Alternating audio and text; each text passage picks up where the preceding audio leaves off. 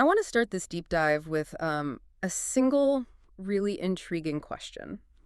What if the financial advice you've been given for decades, the comfortable ideas about mortgages, debt, the 60/40 portfolio, what if that's not just outdated, but actually dangerous now? What if the very nature of money itself is changing right in front of us? It's a full-blown inversion, and it's happening with blinding speed.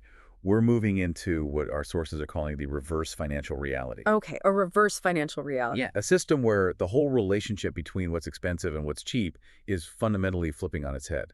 All right, let's unpack this macro shift because Okay. this seems to be the core risk we're trying to solve for today. You're talking about two massive, almost contradictory forces at play here, right? Both driven by AI and robotics. Exactly. On one side, you have this incredibly powerful deflationary force hitting the physical world. The cost of tangible things, anything you could touch, build, ship, it's just collapsing. So things like food, cars, electronics. All of it. Automation and AI-run factories are driving the marginal cost of production down towards zero. What that means is a smaller amount of your savings will buy you a much, much higher standard of living in the physical world. That sounds fantastic. I mean, who wouldn't want that? But you said there's a counterforce, and that sounds like where the danger is. And this is the critical part. We're seeing hyperinflation in the intangible world. Yeah. The cost of, let's say, verifiable, high-level intelligence, specialized skills, proprietary data. It's set to absolutely explode. And this isn't just software. You mean access to the AI models themselves, the tools you need to do high-value work. Look at it right now. You can get a subscription to an unbelievably powerful model like Gemini for maybe $60 a month. That price. It's not real. It doesn't reflect the true cost of the computation, the infrastructure, the R&D. Right. So that affordability is what our sources are calling the illusion of subsidized intelligence. Big tech is just in a massive customer acquisition war. A colossal one. They're burning tens of billions of dollars underwriting the true cost just to get you locked into their ecosystem. It's the ultimate loss leader strategy. They're selling you computational power for pennies on the dollar. Just like early internet services or cloud storage. Exactly. But the scale here is so much bigger because it impacts our fundamental ability to think and work. The data you're feeding it is the real payment, but the sticker price is artificially low. And the warning from our sources is that this won't last. The subsidies will burn off. And when they do, the cost to access the premium state-of-the-art AI you need to stay relevant, it's gonna reprice violently. We're talking about a potential 100x increase, maybe over the next decade. Think of it less like Netflix and more like a Bloomberg terminal for intelligence. That $60 subscription could easily become $6,000 a month. Wow, $6,000 a month. And this divergence, this what you're calling the intelligence bifurcation, that's an existential threat, isn't it? If your savings are just growing normally, you risk being priced out of the very tool you need to earn a living. 100%. Your savings might be going up, but the cost of the single most important input intelligence is going up 100 times faster. That's why you need a radical, almost defensive update to your saving strategy. You need a plan designed just to get you through this transition, this rough water. Welcome to the Deep Dive. I'm Satosha. And I'm Satoshi.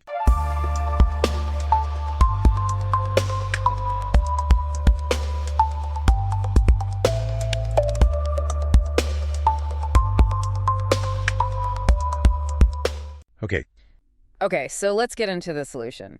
The mission for this deep dive is to lay out that specific architecture. You call it the Sovereign Allocation portfolio. Yes. It's a framework designed for capital preservation, first and foremost. It's about surviving and then thriving through this transition. It prepares you for both outcomes, for total chaos and for wild success in this new digital world. And its beauty is in its simplicity, you say. It has to be. It's designed to be foolproof because the goal isn't to beat the market. The goal is existential security. We're trying to build a kind of financial bunker, a resilient structure that generates enough yield to cover your basic living costs, which, remember, are falling. And that goal covering your basic needs, that's the foundation of the whole thing. Because if your subsistence is secured, you free up your time. You free up your most valuable asset, which is your own mind.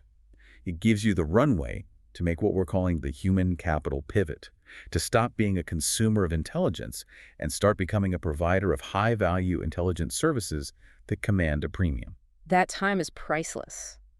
So the financial strategy is really just a life raft to buy you that time to adapt your skills. Yes, whether that's learning to train robots or becoming a specialized human validator for complex AI outputs, you need time. This buys you time. Okay, before we get into the percentages and the specific assets, we have to put a huge disclaimer on this. Absolutely. This is a theoretical framework, a strategic exercise. It is absolutely not personalized financial advice. Right. The numbers we're about to discuss, the 30-30-30 split, that's illustrative. You have to adapt this to your own life, your own risk tolerance, your taxes. The value here is the logic, the why behind each allocation, how each piece of the puzzle is meant to solve a specific risk in this new reverse financial reality. So what does that logic look like? What are the components? It's 5 distinct parts. It all starts with the foundation. A debt-free home, no question. Then your liquid assets get split into a survival barbell. A survival barbell. Okay. 30% in gold, 30% in Bitcoin, and 30% in broad market equities. And the last 10%. That's the secret sauce, the liquidity buffer. It's designed to generate immediate tax-deferred income, mostly through a unique asset called STRC, which is Strategy Inc.'s preferred stock, with a tiny sliver left in pure cash. It's a fortress, built for total resilience. Okay, this is fascinating. Before we jump into that fortress, just a quick thank you to everyone listening. The response to the deep dive has been amazing. We started this whole thing with a simple idea. Is there space for really deep research outside of fleeting social media trends? And it's clear you're all as fascinated by this stuff as we are. Yeah, the engagement just proves that there's a real need for this distilling complex source material into something you can actually use to prepare for what's coming. And to keep doing this, and to start creating high-quality videos to go with these deep dives, which we think would make these ideas so much clearer, we do need your help. We're trying to unlock funding for the Mosaic AI video editor, and to do that, we need to hit a goal of 1,000 subscribers across all platforms. So if you're getting value from this, please subscribe on YouTube Music, Spotify, Apple Podcasts, wherever you're listening. Every single click helps us keep the research going.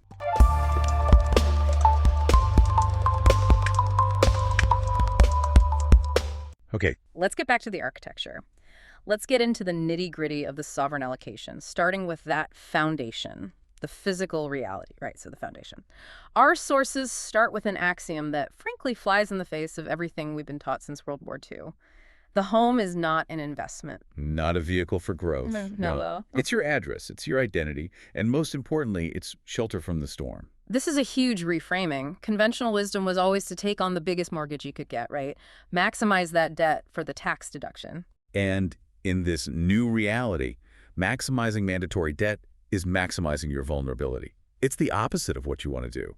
If you lose your job in the intelligence bifurcation, you can survive if your costs are near zero. You absolutely cannot survive if your debt is maximized. So the critical piece here is debt-free ownership. Why is eliminating that mortgage payment the single most powerful move you can make? Because it gives you what we call operational leverage. It creates this impenetrable financial resilience. Think about it. If you have zero housing payment and the cost of food, energy, and goods is falling, what's your monthly nut? It approaches a tiny number. It's basically property taxes, insurance, and utilities. That's it.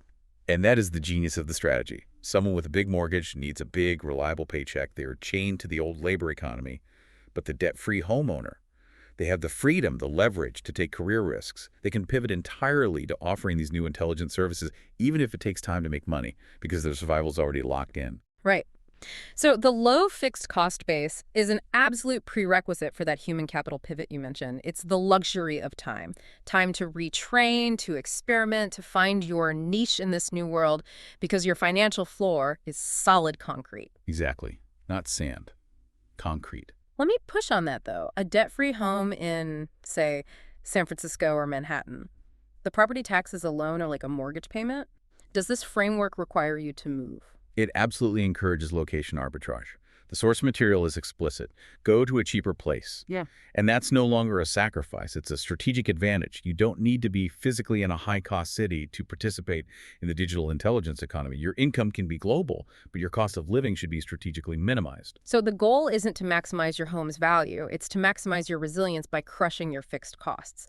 But the home has a second really critical technical function here. It's the engine to create the initial capital. This is the capital stacking strategy. And it's something most people don't fully understand. The plan involves selling your primary residence, which for most people is their largest asset, to generate the lump sum of cash you need for the liquid 30-30-30 portfolio. And the key to this is IRS Section 121. It's an incredibly powerful tool for tax-free wealth creation. Okay, walk us through Section 121. How is this like a tax-free lottery ticket to jump from the labor economy to the asset economy? It's one of the few places in the entire U.S. tax code where the government just gives you a massive capital gain exemption. Section 121 lets an individual taxpayer exclude up to $250,000 of capital gain from income when they sell their main home. And for a married couple filing jointly, it doubles. $500,000. A $500,000 tax-free gain. That is an enormous seed investment for the liquid portfolio, especially if you've owned the house for a long time. This is capital that has never been taxed as income. Precisely. It lets you turn that illiquid, appreciated home equity into liquid, diversified assets, gold, Bitcoin, stocks, without taking a massive, immediate tax hit. It's an accelerator. You can't replicate that easily with a salary. And this is where we need to correct a very common misunderstanding about home ownership. People think you have to be in the house for 5 years. That's the critical correction. The rule is actually called the 2-year rule. To get the full exclusion, you must have owned and used the home as your main residence for at least 2 years out of the 5 years right before the sale. So the 5 years is just the look-back window. The requirement is only 2 years. Exactly. And that gives you so much more agility. You're not locked in for 5 years. You can generate that tax-free $500,000 and pivot your entire financial life much faster. So you could sell the expensive house, take the tax-free gain, and then use part of it to buy a cheaper home outright for cash in a lower-cost area. That's the move. The sale provides the capital. The new, cheaper home is immediately debt-free. You maximize your operational leverage and fully fund your liquid portfolio all in one transaction. Okay, so that initial capital now becomes the foundation for the survival barbell. The 90% liquid allocation. Let's start with pillar 1, gold, 30%, the crisis insurance. Gold is the ultimate diversifier here.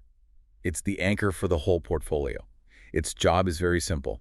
It hedges against the failure of this promised digital future, or at least the chaos of the transition.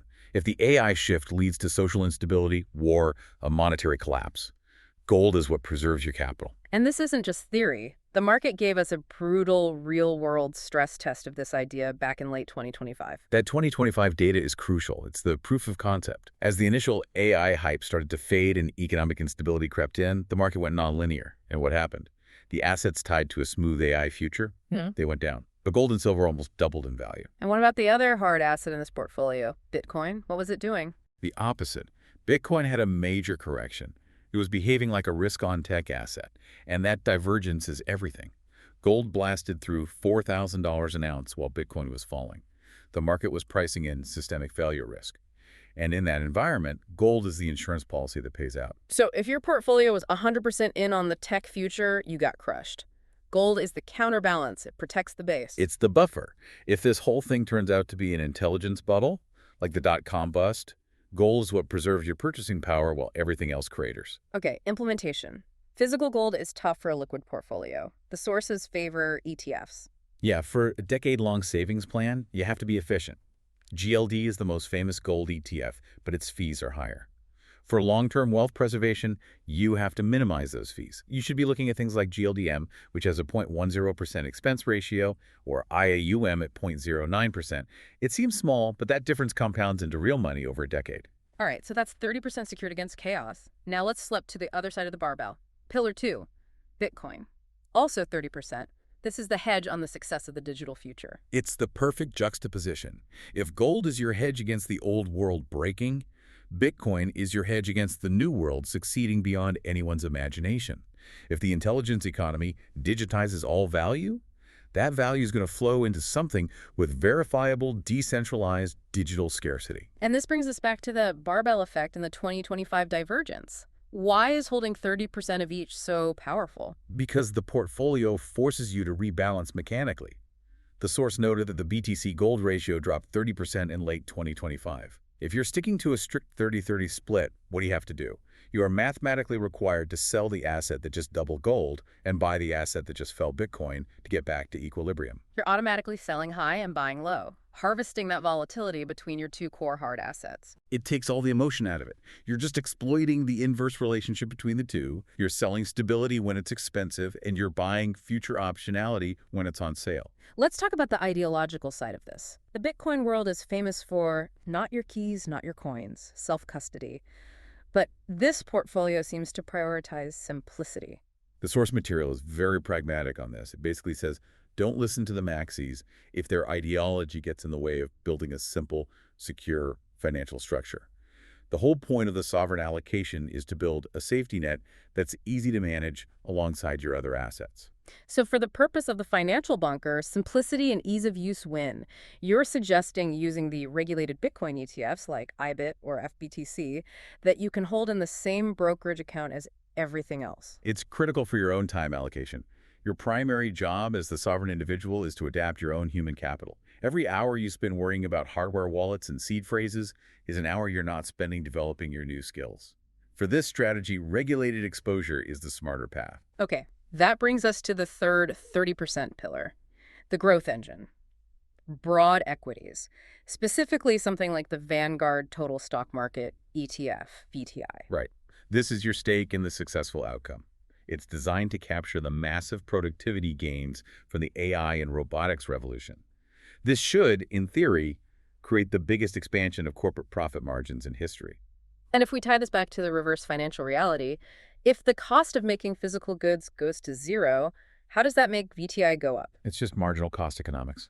If a company can automate everything, manufacturing, logistics, customer service, the cost to produce one more unit of their product or service collapses. The revenue stays high, but the cost base just shrinks dramatically. So the corporations themselves, the companies inside VTI, capture all of that deflationary benefit as pure profit. Exactly. And by holding VTI, you own the whole U.S. economy. You get exposure to everyone benefiting. The big tech companies making the AI, sure, but also the industrial robotics firms, the logistics companies, everyone who adopts the technology to become more efficient. That diversification is key. You don't have to pick the one winner in the AI race. You just bet on the overall productivity of the economy that owns the robots. And VTI also acts as a hedge against that hyperinflation of intelligence we talked about.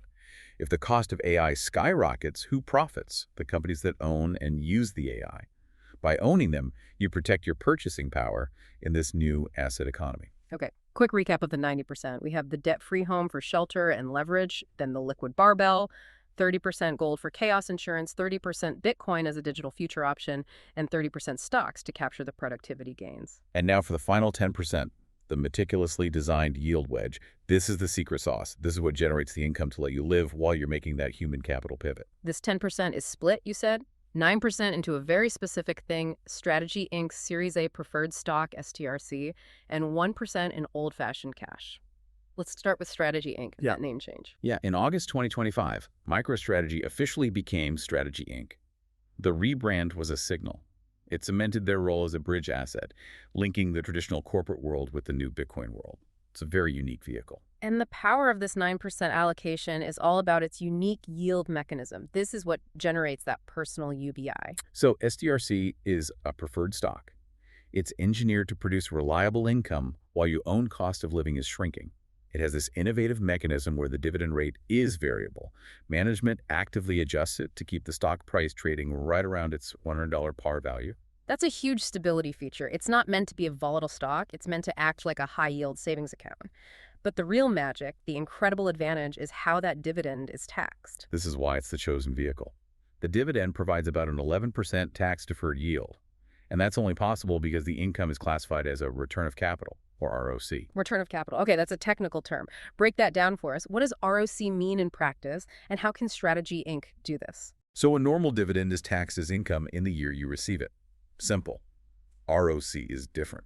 It means the company is technically giving you your own invested capital back, not paying you for its current profits.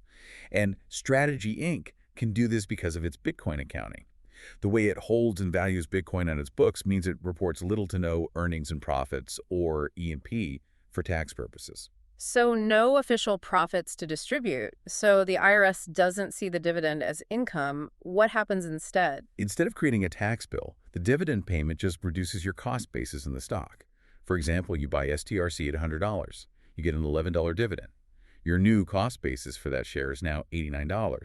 You don't pay any tax on that $11 until you sell the stock, maybe years from now, and even then, only if you sell it for more than your reduced basis. That's essentially decades of tax deferral on an 11% income stream.